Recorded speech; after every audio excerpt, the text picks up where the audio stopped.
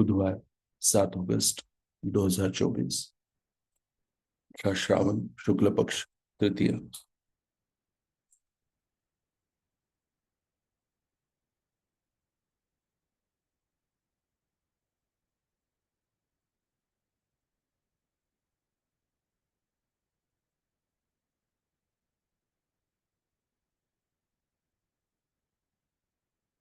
मुकों करोति वाचालं पंगुलघयते गिरिं यत्कृपातमहं वंदे परमानंद माधवम्। अपि स्वशक्त्या तपसि प्रवर्तसे शरीर माध्यम खलु धर्म साधनम कनिष्ठिका अधिष्ठित कालिदासो यदुक्तवान् तदमात्र वक्षे उद्दिष्टम् आयुर्वेदस्य स्वस्थस्य स्वास्थ्य रक्षणम् आतुर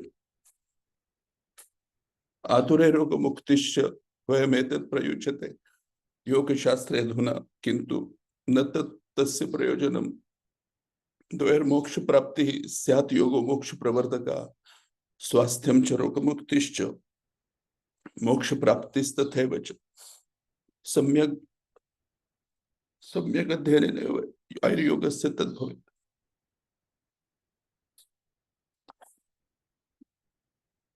श्री पातंजलि योग दर्शन अथ प्रथम पादः समाधिपादः।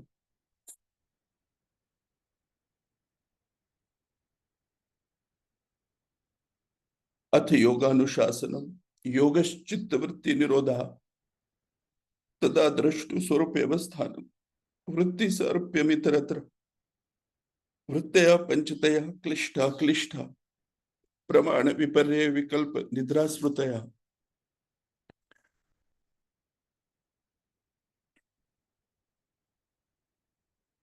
तज्जपस्तदर्थ भावन प्रत्यक्ष अनुमान आगम प्रमाणानि विपर्यो मिथ्या ध्यानम तद्रूपतिष्ठ ज्ञानानुपाति वस्तु शून्य विकल्प अभाव प्रत्यालंबन वृत्ति निद्रा अनुभूत विषय संप्रमोष स्मृति अभ्यास वैराग्याभ्याम तन्निरोधः तत्र स्थितो यत्नोऽभ्यासः सतु दीर्घ काल नैरंतर्य सत्करा सेवितो दृढ़ भूमि दृष्टानुश्रविक विषय वितृष्णस्य वशिकार संज्ञा वैराग्यम तत्परम पुरुष ख्यातिर गुण वैतृष्ण्यम वितर्क विचार आनंद अस्मिता रूपानुगमात् संप्रज्ञातः विराम प्रत्ययाभ्यास पूर्वः संस्कार शेष अन्य भव प्रत्ययो विदेह प्रकृति लयानाम श्रद्धा वीर्य स्मृति समाधि प्रज्ञा पूर्वक इतरेषाम तीव्र संवेगानाम आसन्न मृदु मध्यादि मात्रत्वात् मृदु मध्यादि मात्रत्वात् ततोऽपि विशेषः ईश्वर प्रणिधानाद्वा क्लेश कर्म विपाक आशयर परामुष्टः पुरुष विशेषः ईश्वर तत्र निरतिशयं सर्वज्ञ बीजं पूर्वेषामपि गुरु कालेनानवच्छेदात् तस्य वाचकः प्रणवः तत् जपस्तदर्थ भावनम् तथा प्रत्यक्ष चेतनाधिगमोऽपि अंतराया भावश्च व्याधि स्त्यान संशय प्रमादालस्य विरति भ्रांति दर्शन लब्ध भूमिकत्वानवस्थितत्वानि चित्त विक्षेपास्ते अंतराया दुख दौर्मनस्य अंगमे जयत्व श्वास प्रश्वासः विक्षेपसः भुवः तत्प्रतिषेधार्थम एक तत्वाभ्यासः मैत्री करुणा मुदितोपेक्षाणां सुख दुख पुण्य पुण्य विषयाणां भावना चित्त प्रसादनम प्रच्छदन विधारणाभ्याम व प्राणस्य विषयवती व प्रवृत्ति उत्पन्ना मनसः स्थिति निबंधिनी विशोका व ज्योतिष्मति वीतराग विषयम व चित्तम स्वप्न निद्रा ज्ञानालंबनम व यथा अभिमध्यानाद् वा परमाणु परम महत्वान्तोस्य वशिकारः क्षीणवृत्तिरभिजातस्यैव मने गृहीतु ग्रहण ग्राह्येषु तदनुजनता समापत्ति तत्र शब्दार्थ ज्ञान विकल्पैः संकीर्णः सवितर्कः समापत्ति स्मृति परिशुद्धो स्वरूप शून्य पार्थ मात्र निर्भासः निर्वितर्कः एतयैव सविचारः निर्विचारः च सूक्ष्म विषया व्याख्याता सूक्ष्म विषयत्वं च आलिंग पर्यवसानं ता एव सबीजः समाधि निर्विचार वैशारद्य अध्यात्म प्रसादः ऋतंभरा तत्र प्रज्ञा श्रुतानुमान प्रज्ञाभ्यामन्य विषय विशेषार्थत्वात् तज्जः संस्कारो अन्य संस्कार प्रतिबंधी तस्यापि निरोधे सर्वनिरोधान् निर्बीजः समाधि इति श्री पातंजलि योग शास्त्रे समाधि निर्देशो नाम प्रथमः पादः। अथ द्वितीय पादः साधन पाद। तपस्वाध्याये ईश्वर प्रणिधानानि क्रिया योगः समाधि भावनार्थः क्लेश तनुकरणार्थश्च अविद्या अस्मिता राग द्वेष अभिनिवेशः क्लेश अविद्या क्षेत्र उत्तरेषां प्रसुप्त तनु विच्छिन्न उदाराणाम अनित्या शुचि दुःख अनात्मसु नित्य शुचि सुखात्मक आत्मख्यातिर अविद्या दृग्दर्शन शक्त्योर एकात्मते वास्मिता सुखानुशयी रागः दुःखानुशयी द्वेषः स्वरसवाही विदुषोऽपि तथा रूढ़ो अभिनिवेशः ते प्रतिप्रसव हेयः सूक्ष्मः ध्यान हेयस्तद्वृत्तयः क्लेशमूलः कर्माशयो दृष्टादृष्ट जन्म वेदनीय सती मूले तद्विपाको जातिरयुर्भोगा त्यह्लाद पति परिताप फलाः पुण्यापुण्य हेतुत्वाच परिणाम ताप संस्कार दुःखैर गुण वृत्ति विरोधाश्च दुःखम एव सर्ववेकिनः हेयं दुःखम अनागतम दृष्ट दृश्ययोः संयोगो हेय हेतु प्रकाश क्रिया स्थितिशीलम भूतेन्द्रियात्मकम भोगापवर्गार्थम दृश्यम विशेष अविशेष लिंग मात्रा लिंगानि गुणपर्वाणि दृष्टा दृश्यमात्रः शुद्धोऽपि प्रत्ययानुपश्यः तदर्थम एव दृश्यस्यात्मा कृतार्थम पति प्रति नष्टम पियनष्टम तदन्य साधारणत्वात् स्वस्वामी शक्त्यो स्वरूपोपलब्धि हेतु संयोगः तस्य हेतु अविद्या तद्भावात् संयोगाभाव तद्भावात् संयोगाभावो हानं तदृशे कैवल्यम विवेक ख्यातिर विप्लवः हानुपायः तस्य सप्तदः प्रांत भूमि प्रज्ञा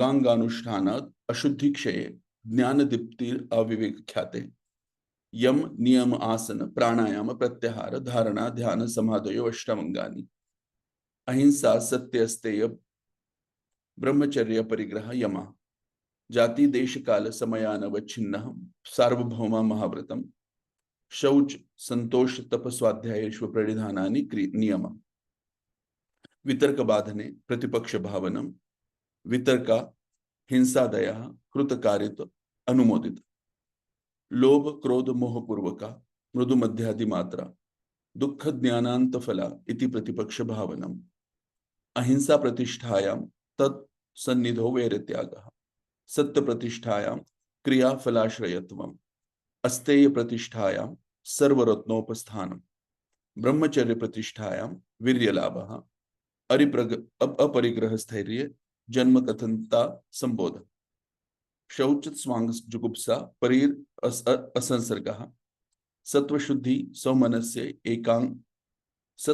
सौमनस्य एकांग्र इंद्रिय जयात्म दर्शन योगत्वानि च संतोषाद अनुत्तम सुख लाभः कायेन्द्रिय सिद्धिर अशुद्धि क्षया तपसा स्वाध्यायात इष्ट देवता संप्रयोग समाधि सिद्धिर ईश्वर प्रणिधानात् स्थिरम सुखम आसनम प्रयत्न शैथिल्यम अनंत समापत्तिभ्याम ततो द्वंद्वान अभिघातः तस्मिन् सति श्वास प्रश्वास योगति विच्छेदः प्राणायाम बाह्याभ्यंतर स्तंभवृत्ति देश काल संख्या भी परिदृष्टो दीर्घ सूक्ष्म बाह्याभ्यंतर विषयक्षेपी चतुर्थ ततः क्षीयते प्रकाशावरणम धारणा सुच योग्य सामनस स्व संप्रयोगे चित्तस्य स्वरूपानुकार इवेन्द्रियाणां प्रत्याहार ततः परमा वश्येतीन्द्रियाणाम् इति श्री पातंजलि योग शास्त्रे साधन निर्देशो नाम द्वितीय पाद।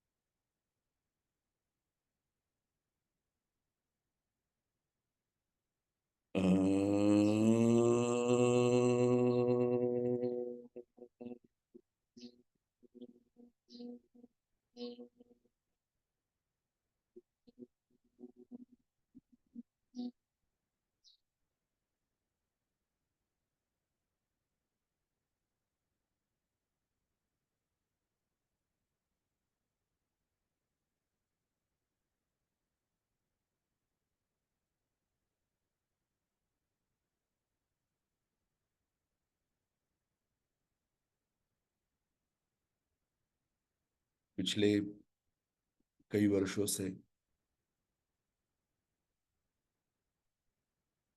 सर को इस वक्त सुनने की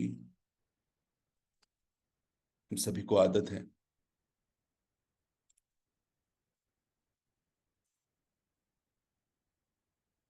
कल 13 दिन हुए सर अपने अगले सफर के लिए निकल गए हैं। लेकिन मेरा ये मानना है कि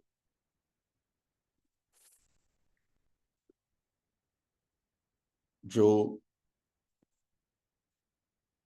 इस तरह के लोग होते हैं वो शक्ति स्वरूप में हमेशा अपने पीछे कुछ ना कुछ छोड़ जाते हैं।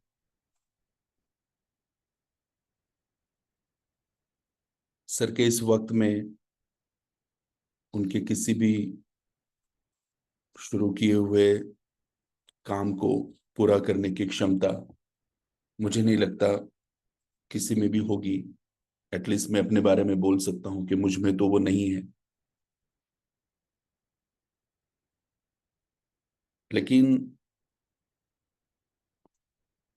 भावपूर्ण श्रद्धांजलि जैसे शब्द इस्तेमाल करके उन्हें श्रद्धांजलि अर्पित नहीं की जा सकती। उनके किसी काम को लेकर जो ख्वाब उन्होंने देखा था उसे आगे बढ़ाना, उसे लेकर चलना, अपने तौर पे जितना भी हो हम अपना कंट्रीब्यूशन दे। यही मुझे लगता है कि सही मायने में श्रद्धांजलि होगी। कल 13 दिन हुए, आज उनके उस संकल्प जो वो सुबह पढ़ाने का जो उन्होंने कई सालों पहले लिया था और निरंतरता बिना किसी अ, बिना किसी खंड के उन्होंने वो करते रहे। आज वो पहला ही दिन है जो हम अ, उसकी फिर से उसका कंटिन्यूएशन करने जा रहे हैं। योग सूत्र के बारे में सर से मेरी हर गुरुवार को योग के बारे में बात हुआ करती थी। आयुर्योग जहां तक के मैं जानता हूं सर का सबसे बड़ा ख्वाब था।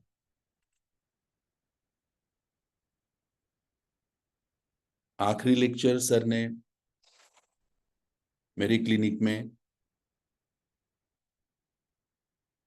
पिछले उनके मृत्यु से पहले वाले गुरुवार को जब दिया था, जब वो स्टूडेंट से बात कर रहे थे तब भी उन्होंने यही कहा कि जो संहिता लिखने का प्रण उन्होंने लिया था वो संहिता आयुर्योग संहिता इसी तरह से लिखी जानी चाहिए ऐसा सर का मानना था।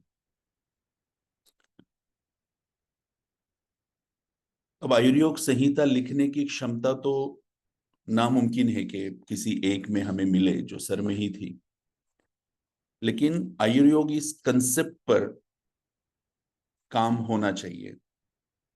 अगर वो उनके आखिरी क्षणों तक के किसी एक सब्जेक्ट को लेकर, किसी एक विषय को लेकर पूरी तरह डिवोटेड थे, समर्पित थे, इसका मतलब वो कंसेप्ट कुछ ऐसी है, होनी चाहिए, जो उन्होंने देखा था, जो उन्होंने समझा था, कि जिसे हम सबको मिलकर समझने का प्रयत्न करना होगा। कई सारे मतांतर होंगे, मैं आज उस पर बोलना नहीं चाहता, लेकिन जितना सर का मत मैं जानता हूं कि योग एक ऐसा विषय है जो वैद्य की दृष्टि से देखा जाना बहुत जरूरी है। इंटरनेशनल लेवल पर भारत में योग पर बहुत काम हो रहा है, बहुत मेहनत हो रही है। स्पेशली योग थेरेपी को लेकर काफी काम हो रहा है, लेकिन पूरा के पूरा जो काम है, या मैक्सिमम जो काम है, ये मॉडर्न साइंस की दृष्टि से हो रहा है। और सर का ये स्वप्न था, ये ख्वाब था कि वैद्य की दृष्टि से योग चिकित्सा पर काम हो, और आयुर्वेद और योग, इन दोनों शास्त्रों को मिलाकर एक चिकित्सा पद्धति हम हमारे रुग्णों को दे। और उसी चीज को लेकर सर ने ये ध्यास लिया था कि कम से कम जो बेसिक ग्रंथ है, ये हर वैद्य के पढ़ के तो होने चाहिए। जब शुरुआत में ये प्रोजेक्ट जब शुरू हुआ योग सूत्र के वाचन का, तो बुधवार को दोपहर में, शुरुआत के कुछ वक्त, ये योग सूत्र का वाचन हुआ कोविड के वक्त में। और उसके बाद में फिर सर ने ये सुबह के उनके हमेशा के स्केड्यूल में उसको शामिल किया। तो उनके बाद में हमारा ये काम बनता है कि इस ग्रंथ वाचन की जो उन्होंने शुरुआत करा के दी थी, इसे हम कंटिन्यू रखें। तो योग सूत्र का सर के साथ में थोड़ा बहुत मेरा जो कुछ डिस्कशंस हुए थे, जो कुछ भी अभ्यास हुआ था, उसके बेसिस पे जितना मैं उनकी सोच को समझ पाया हूँ, जो कि मैंने बहुत थोड़ा ही समझा है, लेकिन जितना मैं समझा हूँ, या जो सर योग के जरिए चाहते थे, वो मैं आपके सामने ये पढ़ते वक्त अपने विचार रखने की कोशिश करूंगा। सर को रिप्लेस करना नामुमकिन है, नेक्स्ट टू इम्पॉसिबल। इसलिए अगर मुझसे कुछ भूल चूक होती है, तो मैं पहले ही माफी चाहता हूँ, क्योंकि मैं एक्सपर्ट नहीं हूँ। मैं एक बहुत छोटा सा विद्यार्थी हूँ, और आप सब लोग भी अपनी अपनी तौर पे जो भी करेक्शंस है, आप प्लीज मुझे बताइएगा। अ, उस हिसाब से मैं वो अभ्यास करके आप तक पहुंचने की कोशिश करूंगा। आज पीडीएफ्स अवेलेबल नहीं है, इसलिए मैं वो स्क्रीन शेयर नहीं कर पा रहा हूँ। अगले बुधवार से वो पीडीएफ भी हमारे सामने होंगे, तो हम देख पाएंगे। फिलहाल इस कंसेप्ट के बारे में सर ने प्रथम पाद पूर्ण किया था, और 17 तारीख के बुधवार को सर ने दूसरे पाद की शुरुआत की थी। एक मेरा जो अपना पतंजलि योग सूत्र का थोड़ा बहुत स्टडी मैंने जो किया है, उस हिसाब से पहला समाधि पाद ये इन जनरल ओवरव्यू देता है कि योग पूरी तरह से क्या है। और दूसरे पाद में, साधन पाद में, उस जो ओवरव्यू हमें मिला है, उसमें जो आखिरी तक के समाधि के बारे में बताया गया है, स्पेशली ऋतंभरा तत्र प्रज्ञा और तो मुझे लगता है कि ऋतंभरा प्रज्ञा तक पहुंचने के लिए जो कोई भी साधन है वो साधन पाद में बताए गए हैं। सर ने कई पुस्तकों का योग सूत्र के कई पुस्तकों का स्टडी किया था। मुझे याद है जो दो महत्वपूर्ण टीकाएं सर ने पढ़ी थी उसमें मेरे ख्याल से व्यास भाष्य पे सर ने काफी स्टडी किया था, और शायद भोजवृत्ति भी सर ने पतंजलि योग दर्शन की पढ़ी थी। और उसके बाद में हमें ये कोल्हटकर सर की, योगाचार्य कृष्णा जी केशव कोल्हटकर जो है सितारा के, उनका भारतीय मानस शास्त्र अथवा सार्थ और सविवरण पातंजलि योग दूरदर्शन, ये जो बुक है ये सर को सबसे ज्यादा पसंद आई थी। और फिर उसी बुक को सर ने पढ़ाना शुरू किया था। अब सर के पास में पढ़ते वक्त कई सारे रेफरेंसेस हुआ करते थे, कई चीजों को वो कनेक्ट करके बताया करते थे। तो उसमें वो भोजवृत्ति का भी सहारा लेते थे। उसके बाद वो व्यास भाष्य के बारे में भी बोला करते थे। तो मैं कोशिश करूंगा कि वो जो जो वो टिकाए हैं उनको भी आपके सामने रखने का प्रयास करूं। एक चीज जो बहुत क्लियरली समझी जानी चाहिए कि योग सूत्र को जो पढ़ रहे तो हमें दो दृष्टि से इसको सोचना पड़ेगा कि योग सूत्र, योग ये ग्रंथ ही, मतलब योग ये शास्त्र ही चिकित्सा के लिए नहीं बना है। बेसिकली योग शास्त्र का कोई भी प्रयोजन कहीं भी किसी भी ग्रंथ में चिकित्सा के फॉर्म में नहीं मिला है,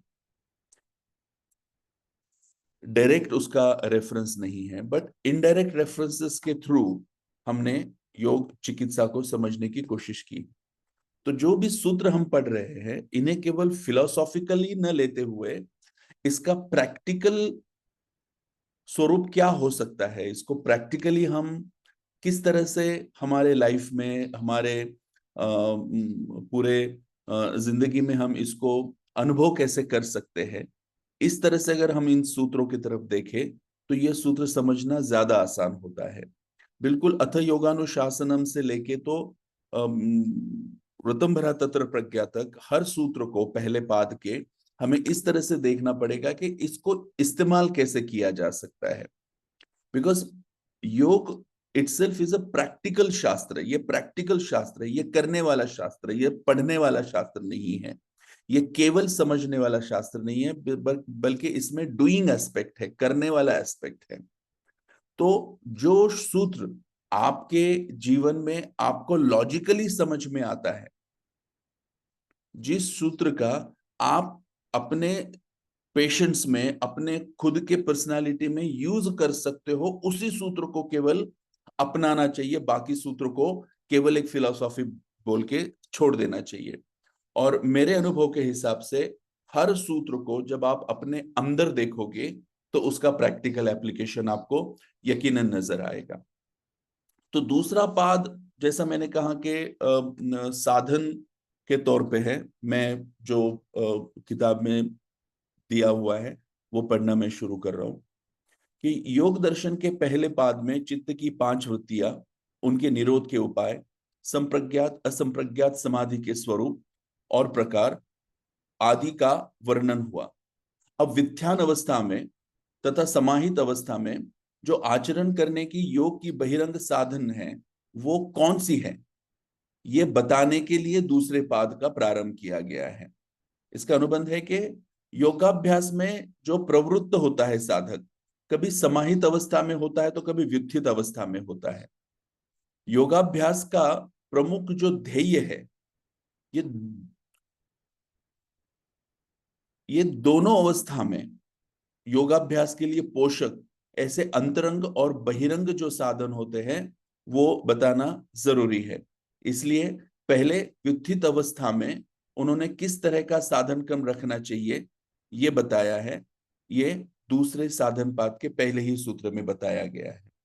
तो पहला जो सूत्र है वो है तप स्वाध्याय ईश्वर प्रणिधानानि क्रिया योगा। सूत्रार्थ, चित्त शुद्धि होनी चाहिए इतने एक ही हेतु से, जब काया वाचा और मन इस पर का जो नियंत्रण है यह तप, प्रणवादि मंत्र का जप और चित्त शुद्धिकर शास्त्रादिकों का अध्ययन करना यह स्वाध्याय, और अपनी कायिक, वाचिक और मानसिक कर्म ईश्वरार्पण बुद्धि से करना यह ईश्वर प्रणिधान। इन तीनों का अनुष्ठान करना क्रिया योग है। समाहित अवस्था में ईश्वर प्रणिधान कैसे करना है यह प्रथम पाद के 28वें सूत्र में पहले ही बताया गया है। अब पतंजलि योग सूत्र पढ़ते वक्त हमें यह ध्यान में रखना चाहिए कि पतंजलि केवल योग के ही नहीं, केवल आयुर्वेद के ही नहीं, बल्कि व्याकरण के भी माहिर है, व्याकरण के भी वो करता है। अब वैद्य होने के नाते हमें कुछ चीजें जो ग्रंथ रचना के बारे में पता है कि ग्रंथ रचना के जो दोष है उसमें पुनरुक्ति दोष भी बताया गया है। और ये पुनरुक्ति दोष को देखते हुए ईश्वर प्रणिधान ये पहले पाद में भी बताया है, दूसरे पाद में भी बताया है। और खास करके ये जो तीन टर्म्स है, तप, स्वाध्याय और ईश्वर प्रणिधान, ये तीन टर्म्स फिर से रिपीट हो रहे हैं जब वो पतंजलि नियमों की बात करते हैं। तो अक्सर सर और मैं जब डिस्कस किया करते थे तो इस बात पर हमारा डिस्कशन होता था कि ये पतंजलि ने पुनरुक्ति दोष के तौर पे इसको एक्सेप्ट कैसे किया। अपने ग्रंथ में एक ही कंसेप्ट को बार बार रिपीट करने का क्या मकसद हो सकता था, क्यों किया गया है। तो इसके दो फॉर्म्स होते हैं। पहला, इसको इस तरह से समझा जा सकता है कि पतंजलि को इन्हीं वर्ड से कुछ और एक्सपेक्टेड है, नियम में कुछ और एक्सपेक्टेड है और क्रिया योग में कुछ और एक्सपेक्टेड है। या हम इस तरह से ले सकते हैं कि ये कंसेप्ट इतने इंपॉर्टेंट है कि पतंजलि ने पुनरुक्ति दोष लेना स्वीकार किया और इसको बार बार रिपीटेडली कहा। अगर हम ईश्वर प्रणिधान की बात करें तो ईश्वर की कंसेप्ट मेरे अध्ययन के हिसाब से कम से कम 6 से 7 जगह पर पतंजलि ने रिपीट की है।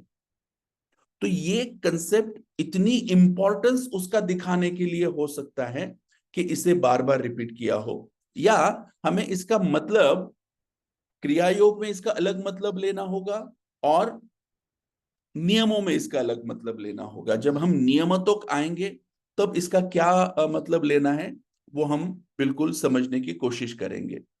अब तप क्या है, स्वाध्याय क्या है और ईश्वर प्रणिधान क्या है, इसका कोलटकर जी ने जो दिया है वो एक मतलब मैंने आपको समझाया। हम देखते हैं कि व्यास भाष्य में तप का क्या मतलब बताया गया है।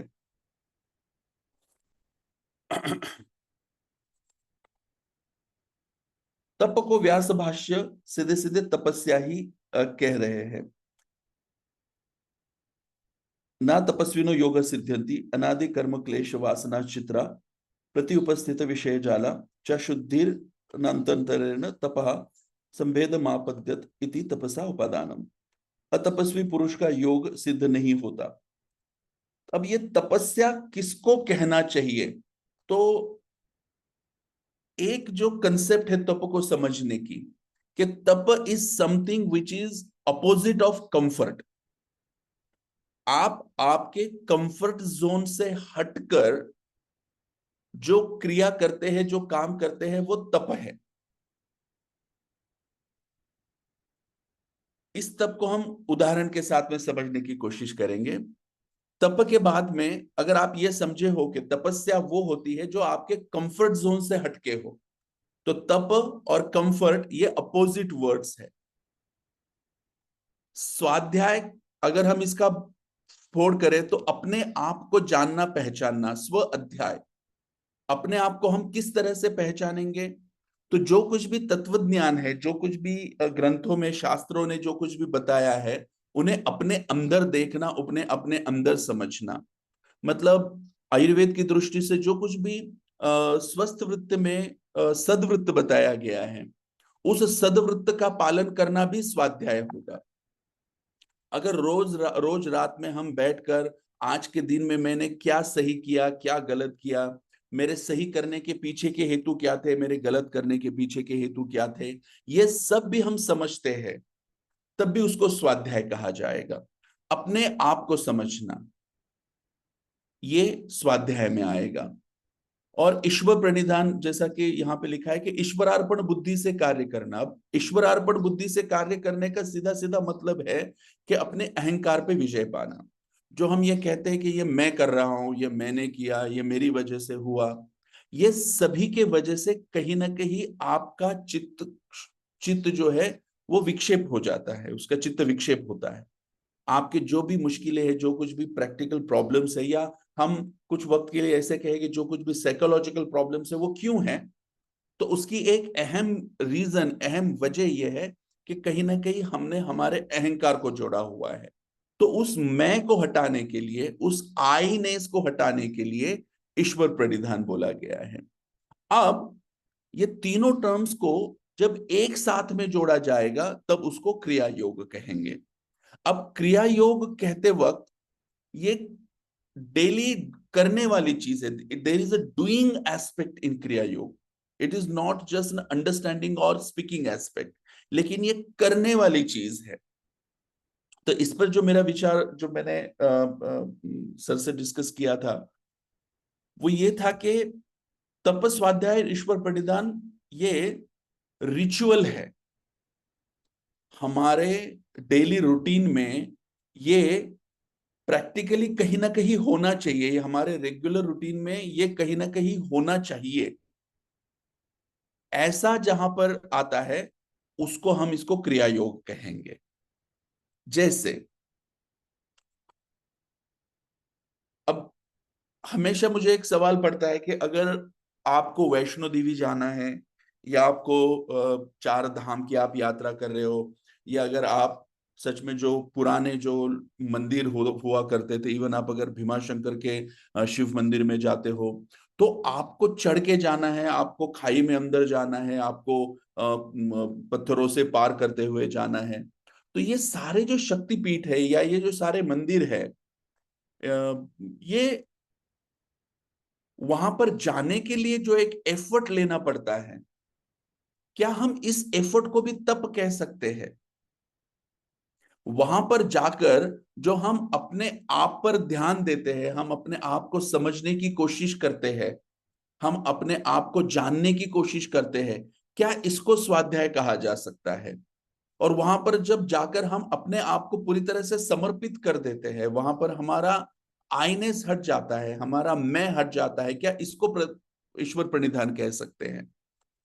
अगर हम इस तरह से हम इन तपस्वाध्याय और ईश्वर प्रणिधान को समझे, तो क्रिया योग वो हमारा डेली रिचुअल होगा, जो हमारे पुराने पुरखों ने, हमारे पुराने लोगों ने रिचुअल के तौर पे, या व्रतों के तौर पे हमारे हमें जो दिया है।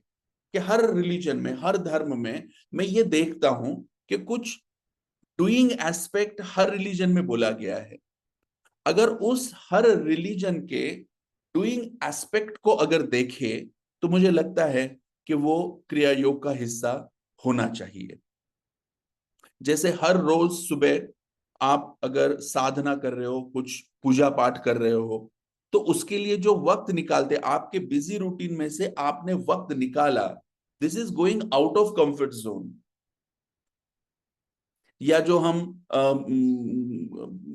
शाम के वक्त में, जब हमारे पास में बाहर घूमने के लिए सब कुछ अवेलेबल है, उसके बावजूद भी हम देवघर में आकर अगर हम हमारी पूजा पाठ कर रहे हैं, तो ये कहीं ना कहीं तप है। हम पूजा करते हैं मतलब क्या करते हैं, जो कुछ भी मंत्रों का उच्चारण करते हैं, वो भले ही हम आज के वक्त में उसे केवल एक रिचुअल के तौर पे कर रहे हैं, लेकिन उसके पीछे का जो असली मीनिंग है, वो असली मीनिंग कहीं ना कहीं स्वाध्याय है। और ये सब करते वक्त जब हम अपने आप को पूरी तरह से समर्पित करके करते हैं, हम अपना पूरा समर्पण रखते हैं, तो वो ईश्वर प्रणिधान होना चाहिए। अब इसका ये भी दैव विपाश्रय चिकित्सा में शायद आ सकता है, लेकिन मैंने कई ऐसे उदाहरण देखे हैं अपने पेशेंट्स में कि उनको मैंने जब जब मुझे ऐसे लगता है कि नहीं अभी ये मेरे बस की बात नहीं है, तो मैं उन्हें रेफर जब करता हूँ तो कुछ ऐसे लोग जो जिनको हम कह सकते हैं कि जो अधिकारी है देव पिछले चिकित्सा के, उनके पास में भेजते हैं, तो वो कई कुछ ऐसी सिंपल सी चीजें बता देते हैं कि भाई आपको हर गुरुवार को फला फला जगह जाना है, या आपको 10 लोगों को हर सोमवार को खाना खिलाना है। तो ये जो चीजें वो बताते हैं कि ये आप कीजिए और उसका फल भी मिलता है। जैसे मुझे एक केस याद है, इनफर्टिलिटी की केस थी। It was a primary infertility, और सब रिपोर्ट्स नॉर्मल थे, बस्ती क्रम वगैरह जितना मेरे से जितना बनता था वो सब हुआ, लेकिन उसमें कंसेप्शन का कुछ हो नहीं रहा था। तो मैंने कहा कि अब आप बाकी भी और कुछ देखिएगा, क्योंकि ह्यूमनली पॉसिबली जितनी भी चीजें हैं और राइट मेडिसिन एंड सब हम कर रहे हैं। तो मैंने उनको किसी गुरु के पास में भेजा, और उन गुरु ने उन्हें एक काइंड ऑफ उनको क्या कहते हैं हम उसको, एक आदेश के तौर पे ये कहा कि उनको हर सोमवार को कुछ 11 लोगों को अपने हाथ से बनाकर खाना खिलाना है, फला फला जगह जाकर। अब आईटी में काम करने वाली वो लड़की थी, उसने कहा कि गुरुजी मेरे लिए तो ये प्रैक्टिकली पॉसिबल नहीं है, मैं ऐसा करती हूँ कि मैं जोमेटो से ऑर्डर करूंगी, या मैं वो पैसे किसी को दे देती हूँ। तो उन्हें कहा कि नहीं, ये तुम्हें खुद ही करना होगा, ये तुम्हें अपने हाथों से बनाकर अपने हाथों से उन लोगों को देना होगा, तभी ये पॉसिबल होगा। तो इट वॉज क्वाइट वियर्ड, लेकिन बिकॉज वो डेस्परेशन भी था उस लड़की का, तो उसने किसी तरह से वो पॉसिबल किया। उसने वो वर्क फ्रॉम होम या छुट्टी जो भी है पॉसिबल, उसने जैसा भी है वो किया। एंड उन्होंने जैसा बताया था कि ये 11 बार करना चाहिए, और बस 7-8 बार कुछ उन्होंने किया होगा, और उसके बाद में शी गॉट कंसीव्ड। अब ये मेरली इत्तेफाक भी हो सकता है, it could be a coincidence, I don't know, उसका कोई साइंस नहीं है। लेकिन जब मैं इस चीज को देखता हूं, अब मैं उन गुरु से तो बात नहीं कर पाया, मैं उनसे मिल तो नहीं पाया, लेकिन मैंने इस चीज को जो समझने की कोशिश की कि कहीं ना कहीं जो क्लेश उसके आड़े आ रहे थे कंसेप्शन के, एक नए उनके उसको इस काबिल बनाने की कि वो कोई नया जीव को जन्म दे, तो वो क्लेशों को दूर करने के लिए गुरुजी ने वो पर्टिकुलर चीज उसको तप के स्वरूप में दी होगी। और वो सब करते वक्त इनडायरेक्टली कहीं ना कहीं स्वाध्याय और ईश्वर प्रणिधान भी उसको दिया होगा। तो जब हम क्रिया योग को इस तरह से समझते हैं कि ये कोई एक प्रैक्टिकल चीज है। अब वैनी ने मुझे पूछा था कि अब ये तप जब देना है तो ये कौन देगा, तो ऑफकोर्स उसके लिए उतनी साधना होनी चाहिए कि मेरे लिए तप कैसे निश्चित हो। तो अगली सूत्रों में आएगा जब हम उसके बेनिफिट का चर्चा करेंगे, तो उसमें इसका और डिटेल आएगा कि मैं कैसे जानूं कि मेरा तप कौन सा है, मैं कैसे जानूं कि मेरे लिए स्वाध्याय क्या है, मैं कैसे जानूं कि मैंने ईश्वर प्रणिधान कैसे करना है। तो ये समझकर जब हम इसको चिकित्सा में इस्तेमाल करेंगे, चिकित्सा में यूज करेंगे, तो यकीनन उसके जो फायदे हैं वो दिखेंगे। अब हम आगे का पढ़ रहे हैं। विवरण में कुलटकर जी कहते हैं कि योगाभ्यास ये साधक का मुख्य ध्येय है, लेकिन योगाभ्यास करते वक्त शौच भोजन आदि क्रिया उसको करनी ही पड़ती है। उसी प्रकार गृहस्थाश्रम में अगर है तो जितनी जरूरी है उतना द्रव्यार्जन उसको कुछ वक्त के लिए तो प्रपंच व्यवसाय करना ही पड़ता है, और इसी वजह से कुछ वक्त तो उसको वित्थान अवस्था में निकालना अपरिहार्य होता है। ऐसे वक्त में उसने किस तरह से रहना चाहिए, मतलब वो वर्तन परंपरा से योगानुष्ठान के लिए पोषक होगा, ये पहले सूत्र में मतलब क्रिया योग के सूत्र में बताया है। व्युत्थान अवस्था में यह सभी क्रिया अगर चालू रखनी है तो उसे क्रिया योग ऐसे कहा जाएगा। इस क्रिया योग में तप स्वाध्याय ईश्वर प्रणिधान ये 3 बातें आती हैं। इसमें तप ये सत्कार मान पूजार्थ अगर किया जाए तो वो राजस तप, दूसरों का उच्छेद करने के लिए अगर इस तामसी हेतु से किया जाए तो वो तामस तप, और दंभार्थ नहीं है और किसी तरह की व्यावहारिक फलाकांक्षा न रहते हुए अगर किया जाए तो ये सात्विक तप होगा। और ये तप क्रिया योग में अंतर्भूत है। अब ये बात बताते वक्त इस पर भी काफी डिस्कशन सर के और मेरे बीच में होता था कि योग सूत्र को समझने के दो हमें आयाम रखने होंगे, दो हमें लेवल्स रखने होंगे। एक लेवल साधना के तौर पर, जो लोग मोक्ष प्राप्ति के लिए ही योग का इस्तेमाल करना चाहते हैं, उनके लिए कुछ अलग इसमें से मतलब निकलता है। और चिकित्सा की दृष्टि से अगर करना है तो हमें कुछ अलग मतलब निकालना पड़ेगा। तो इसके लिए सर ने अधम अधिकारी और उत्तम अधिकारी का वर्ड इस्तेमाल किया था, जहां तक कि मुझे याद है।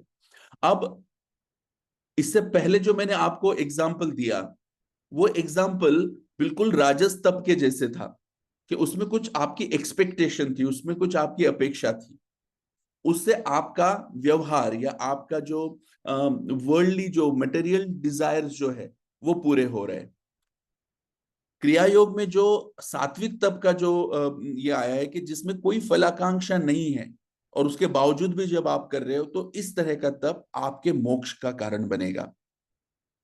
तो हम इस पर भी आने वाले सूत्रों में चर्चा करेंगे कि चिकित्सा की दृष्टि से जब हम योग की तरफ देख रहे हैं और मोक्ष की तौर पे जब योग की तरफ देख रहे हैं, तो उसके मीनिंग्स जो कुछ भी है, उसके जो अंडरस्टैंडिंग जो होते हैं, ये लोअर लेवल और हायर लेवल इस तरह से हमें समझने होंगे। अब तप, यह सात्विक तप कायिक, वाचिक और मानसिक, ऐसे तीन प्रकार का होता है। देव, ब्राह्मण, गुरुजन, बड़े लोग, बुजुर्ग, विद्वान और सच्शील, ऐसे जो अच्छे लोग होते हैं, उनके साथ में नम्रता तथा आदर पूर्वक रहना, सभी जीव मात्राओं से सहृदयता से और सीधी तरह से रहना, आश्रम विहित ब्रह्मचर्य व्रत का यथावत अनुष्ठान करना, और सभी प्राणी मात्र को अपनी तरफ से जितना हो सके तकलीफ न हो, दुख न हो, ऐसे वर्तन करना, और व्रतोपवास इत्यादि नियमों से जिह्वा और ओवरऑल हमारे पूरे शरीर का नियमन करना, यह कायिक तप में आता है। इन शॉर्ट अगर बताना है तो सब तरह के जो शारीरिक व्यापार है, वो शास्त्र विहित मार्ग से नियंत्रित करते रहने को हम कायिक तप कहेंगे। बाकियों को उद्वेग न हो इस तरह से बात करना, मौन रखना, जितना जरूरी है उतना ही बोलना, जब बोलते हो तो आप सत्य, प्रिय और हितकर इसी तरह से बोले, अप्रिय बोलना अगर जरूरी ही है तो जितना हो सके उतना सहृदय भाव से और सौम्य शब्दों में बोलना, ईश्वर का नाम स्मरण अथवा संकीर्तन करना, और मतलब अपने वाणी की प्रवृत्ति स्व और पर हितार्थ रखना ही वांग्मय तप होगा या वाचिक तप होगा। और मन शांत और प्रसन्न रखना, हर वक्त सौम्यता से बर्ताव करना, आत्मनिग्रह करना, और सब व्यवहार जब आप कर रहे हो तो वो साक्षात या बाकियों के लिए चित्त शुद्धिकर कैसे हो, इस पर ध्यान देकर अगर हम वो व्यवहार करते हैं, और मन से भी हम किसी के अनिष्ट का न चिंतते हुए, उसका चिंतन न करते हुए, सबके बारे में हमेशा अच्छा हो, इस तरह की सद्भावना जब हम हमारे मन में रखते हैं, इस तरह के चीजें जो है वो मानसिक तप में आएगी। व्युत्थान अवस्था में इस तरह के त्रिविध तप का आचरण करना क्रिया योग का एक अंग है।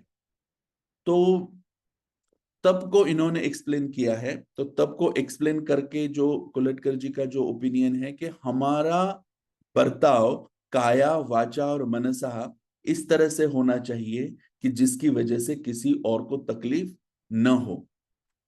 आचार रसायन का पालन तप ही हुआ जी, बिल्कुल। आचार रसायन का पालन मतलब ये सब पढ़ने के बाद में यही लगता है कि आचार रसायन ही इस पूरे तप में आ जाता है। स्वाध्याय, ईश्वर के नाम मंत्रादिकों का जप करना, वेद वेदांग यथाशक्ति अध्ययन करना, और बुद्धि को कुशाग्र और सूक्ष्मता, बुद्धि में कुशाग्रता और सूक्ष्मता लाकर उसकी जगह आत्मदर्शन की योग्यता उत्पन्न करने के लिए प्रत्यक्ष और अप्रत्यक्ष रूप से सहायभूत जो शास्त्र होते हैं, ऐसे शास्त्रों का, ग्रंथों का वाचन, अध्ययन इत्यादि करना, इन सब का समावेश स्वाध्याय इस अंग में होता है। खुद को जानना ये बहुत ही इंपॉर्टेंट है। एक्चुअल में योग एग्जैक्टली है क्या? अगर हम सही तरीके से समझते हैं तो योग, खुद को जानना ही एक्चुअल में योग है। जानकर समझकर हम जो कुछ भी चीज करते हैं, जैसे मैं सुबह उठकर अपने हाथों को स्ट्रेच करता हूं और लंबी सांस बाहर निकालता हूं, उसको तो हम योग नहीं कहते।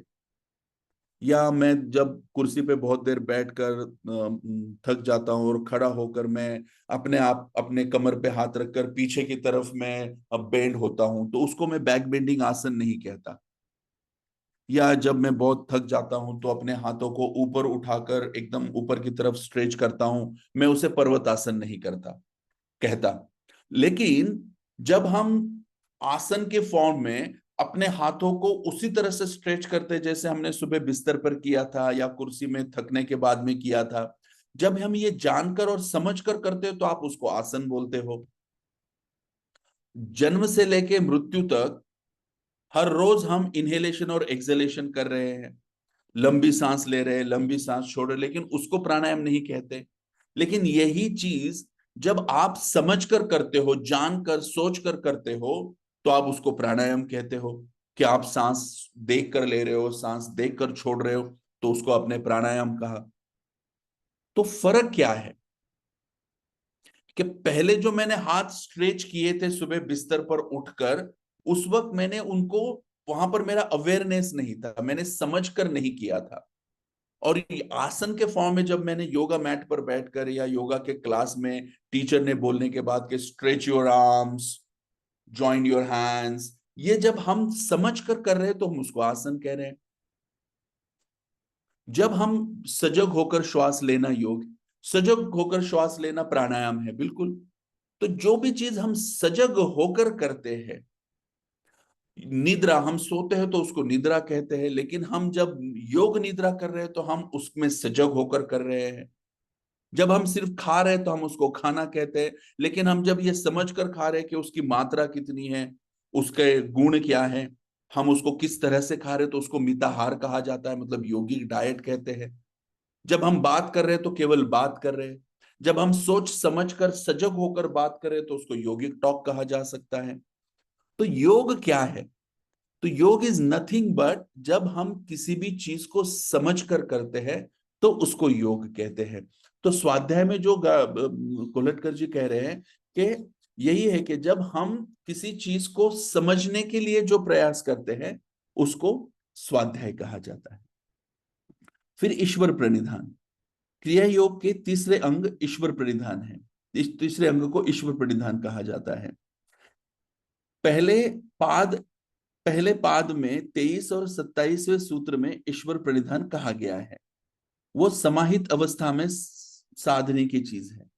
इस सूत्र में प्राणिधान क्रिया योग में अंतर्भूत होने वाला होने की वजह से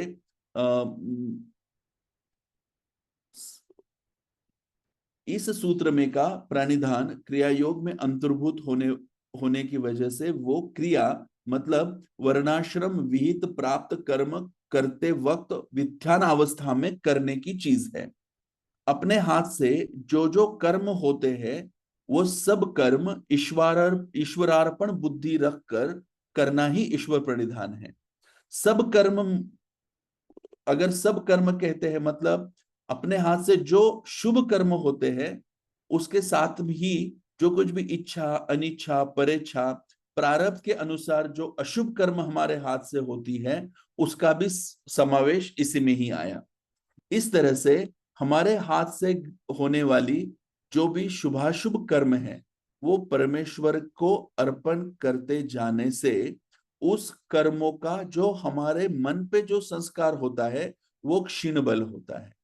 और जिस प्रमाण में राग द्वेषादि क्लेश क्षीण बल होते जाते हैं, और फिर प्रारब्धानुसार हाथ से होने वाली अशुभ कर्म भी जब हम ईश्वरार्पण करते हैं तो उससे चित्त शुद्धि होती है, और ऐसे अशुभ कर्म बंधन में से साधक धीरे धीरे आजाद होते जाता है, और आगे अशुभ वासनाओं का दमन करने के इतनी संयम शक्ति उसको प्राप्त होती है, और उसकी सहायता से वो अशुभ कर्म बंधन से पूर्णतः मुक्त होता है।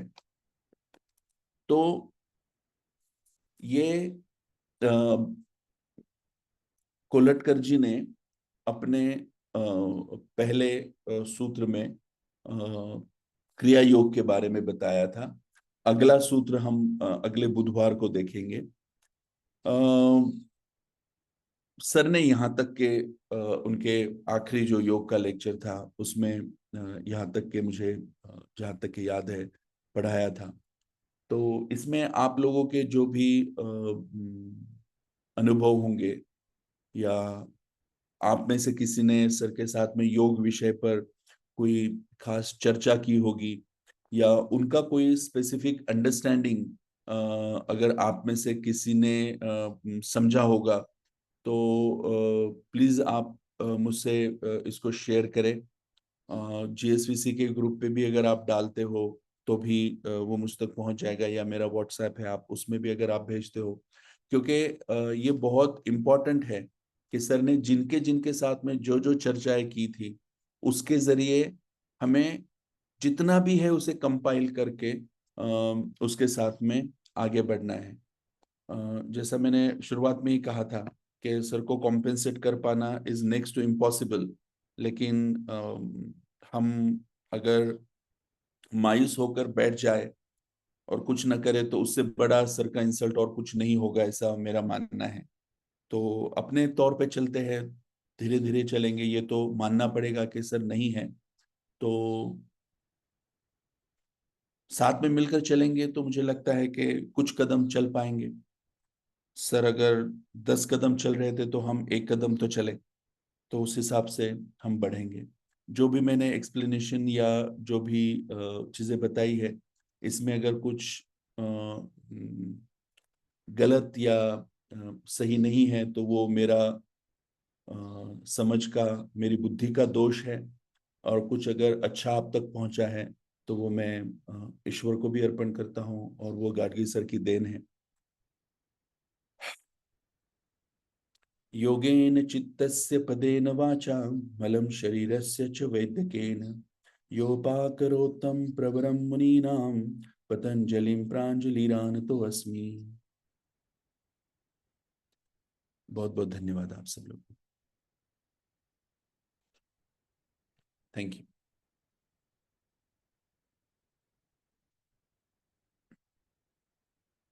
किसी को कुछ कहना है, बताना है तो आप अनम्यूट करके इस बारे में आपके विचार रख सकते हैं।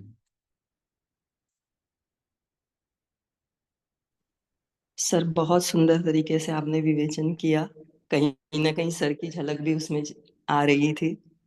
बहुत बहुत थैंक यू सर। वो व्युत्थान बोलेंगे तो कौन सी अवस्था होती है? समाहित अवस्था मतलब जिसमें आप पूरी तरह से योग के अभ्यास में लगे हुए हो। व्युत्थान अवस्था मतलब जब आप इस वर्ल्ड के साथ में जुड़े हुए, मतलब हम सब जो है वो व्युत्थान अवस्था में है।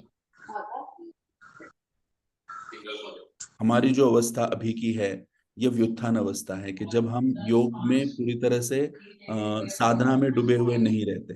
जब मैं ध्यान में पूरी तरह से हूँ, कटा हुआ हूँ पूरे वर्ल्ड से, केवल योग की साधना में हूँ, तो वो हुई समाहित। और जब मैं वो समाहित चित्त है, राइट? हाँ जी जी जी जी जी। और हम लोग जो अवस्था में है वो व्युत्थान अवस्था में है। हाँ जी। ठीक है सर, बहुत बहुत धन्यवाद, बहुत अच्छा आपने समझाया। Thank you.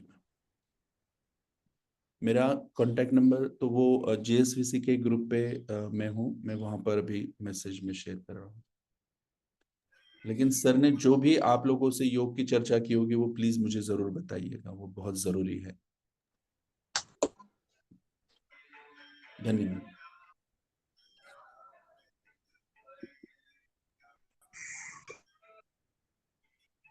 ओके, तो मीटिंग हम लीव कर रहे हैं, बंद कर रहे हैं।